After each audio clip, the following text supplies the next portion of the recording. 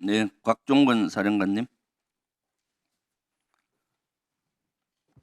예, 전 특수전사령관입니다. 네, 공안시 02분경에 국회에서 비상계엄 해제 결의안이 통과됐잖아요. 그렇습니다. 그거 언제 알았죠?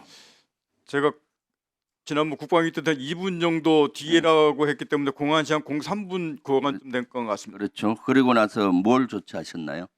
그 다음에 바로 그 김용현 전 장관하고 전화 통화가 됐었다고 지난 말씀드렸고, 그때 앞서 말씀드렸던 뭐 어떻게 하냐라고 물어봐서 국회에 있는 출동했던 인원 선관위 3군데, 민주당사 여론조사권 출동한 저희 특전사 병력 임무 중지하고 다 철수시키겠다 이렇게 말씀을 다 드리고 다 철수시켰습니다. 그래서 병력을 철수시키겠다는 거는 곽종근 사령관이 먼저 결심을 하고 김용현 전 장관한테 건의한 것 같은데 맞습니까? 예, 그렇습니다. 제가 먼저 어. 말씀을 그렇게 드렸습니다. 네, 사실 이번 비상계엄이 6시간 만에 끝날 수 있었던 것의 분수령은 요때였습니다. 특전사령관이 해제 결의안 통과가 됐을 때 바로 병력 철수해야 되겠다는 결심을 했고 그리고 김용현 장관한테 건의를 한 거죠. 그럴 때 김용현 장관이 좀 더 있었으면 좋을 텐데 하면서 그렇게 하라고 얘기했습니까? 예, 그 다음 뒤에가 제가 그렇게 말씀을 드렸고 알았다고 얘기했고, 그 다음에 조금만 더 버텼으면 좋았을 걸 하고, 그 다음 바로 전화 끊고 그 다음부터 제가 이제 707, 109 이렇게 임무중지 철수 지시를 바로 전화하기 시작했습니다. 네. 그러면은 대통령이 본인이 지시를 해서 계엄 해제 결의안 통과된 후에 본인이 지시해서 철수했다 한 것은 거짓이네요. 그것은 제가 직접 그렇게 그 내부에서 그런 말씀이 있었는지는 제가 모르겠고, 제가 그런 지시를 직접 받지 않았습니다. 그리고 추가적으로 나중에 비상계엄 끝나고 나서 제가 이진우 전 수방사령관한테 너는 어떻게 철수했냐라고 제가 전화로 물어본 적이 있습니다. 그랬더니 특전사가 철수하는 거를 보고 우리도 그냥 같이 따라서 철수했다.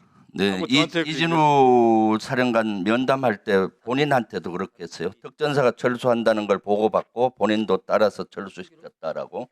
그다음에 지금 지난주 우리 언론을 가장 떠들썩하게 했던 진짜로 역대급 역사급 코미디가 윤석열 측 변호인에서 나왔어요. 윤석열하고 그 김용현하고 요원을 끌어내라를 김병주 의원이 의원을 끌어내라라고 둔갑시켰다. 여기에 대해서 동의합니까? 이 말에? 제가 둔갑수를 쓰는 사람도 아닌데.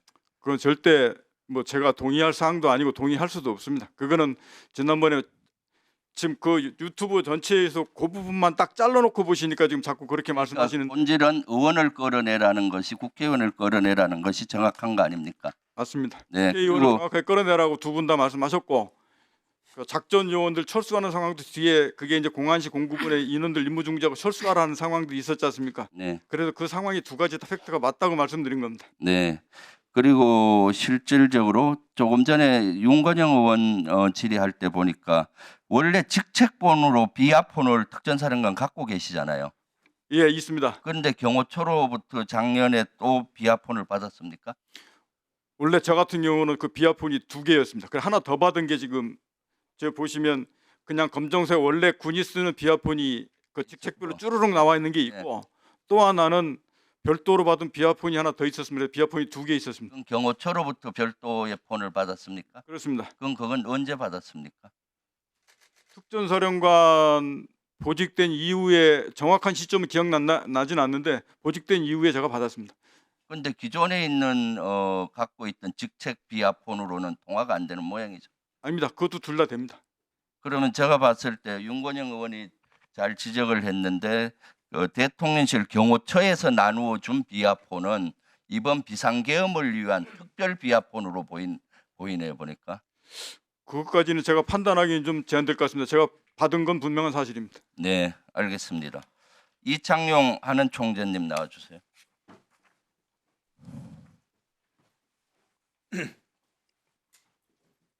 마이크를 조금 올려주시고요. 네, 키가 크시니까. 비상계엄 언제 알았습니까?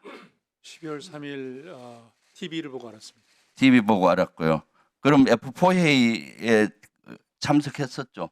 네, 그렇습니다. 몇 시에 했습니까? 11시 40분에 시작했습니다. 누구로부터 F4 회의 한다고 연락받았습니까? 10시 한 30분쯤에 최상목 부총리가 전화가 오셔서 저 계엄 얘기를 하면서 봤냐고 TV 봤냐고 해서 봤다 그러니까 시급히 FOA를 해야 되겠다. 그래서 이동 중이니까 11시 40 이동 중이니까 곧 보자. 그래서 있고 저희 실무자한테 그 바로 뒤에 연락이 와서 그럼 어디서 회의를 했습니까? 은행연합회에서 예? 은행연합회에서 했습니다. 은행연합 이때 주관은 누가 했습니까? 항상 기재부에서 하고 있습니다. 그럼 그 최상목 부총리가 했습니까 그 당시에? 예, 기재부에서 주관하고 있습니다. 그러니까 예. 최상목 부총리하고 또 참가자는 누구입니까?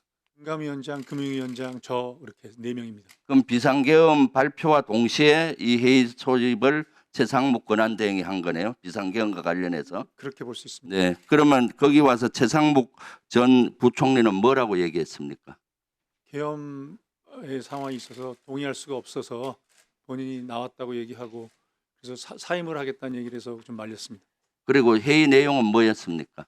그때 외환시장이 환율이 한 4, 50원 올라가고 그래서 어떻게 하면 외환시장을 진정시키는지 하고 아침에 주식시장을 열어야 되는지 안 해야 되는지에 대해서 논의했습니다. 그 최상목 부총리가 전 부총리가 받은 문건에 나오는 예비비 확보 거기에 대해서 논의 없었습니까? 전혀 없었습니다.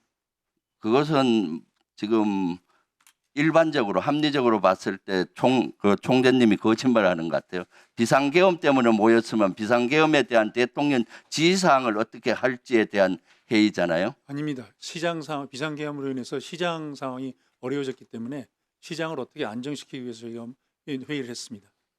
그러면은 그때 시장상 안정을 위해서 뭘 했습니까? 그래서 어떤 조치가 가능한지 그리고 구체적인 조치를 해야 되기 때문에 그 당시에는 결정하기 어려우니까 아침 7시에 다시 만나서 각자가 각 자기 그럼 7시에 다시 회의했나요? 예, 다시 회의했습니다. 그리고 12.3 비상계엄 이후에 우리 경제적인 손실은 얼마 아침에 회의가 뭐였고 네, 마무리 주세요. 그때 7시에 한 회의 내용은 뭡니까? 7시에 할 때는 새벽에 1시에 11시에 할 때하고 달리 계엄이 해제가 된 상태가 됐기 때문에 일단 상황이 많이 바뀌었고요. 환율도 좀 다시 안정되기 시작했고 그래서 주식시장은 걱정했던 것과 달리 열기로 했고 그다음에 잠깐만요. 본 의원이 생각하기에 비상계엄이 되자마자 한 것은 대통령의 지시사항 예비비를 확보하기 위한 회의였을 거고 그때 임무를 주고 7시에 관련 방안들을 갖고 오라라고 7시에 다시 회의가 열렸던 것 같은데 비상계엄이 해제됐기 때문에 그것은 별 소용이 없었던 거죠. 12.3 비상계엄 이후에 우리 경제적인 손실이 어느 정도입니까? 그 전에 얘기를 명확히 말씀드려야 될 것 같은데 F4 회의는 예비비나 이런 문제를 다룰 수 있는 회의가 아닙니다. F4 회의는 그런 예상과 관계없이 저희가 금융시장 안정을 위해서 지난 2년간 해왔던 거기 때문에 거기서 그런 논의를 할 수도 없었고 저희 그런 정보가 없었음을 말씀드립니다. 그리고 우리 계엄으로 통한 경제 효과는 아직도 진행 중이기 때문에 저희들이 지금 이 단계에서 말씀드리기는 어렵고 상당한 데미지가 있었다는 것은 부인할 수 없는 사실입니다. 네, 수고하셨습니다.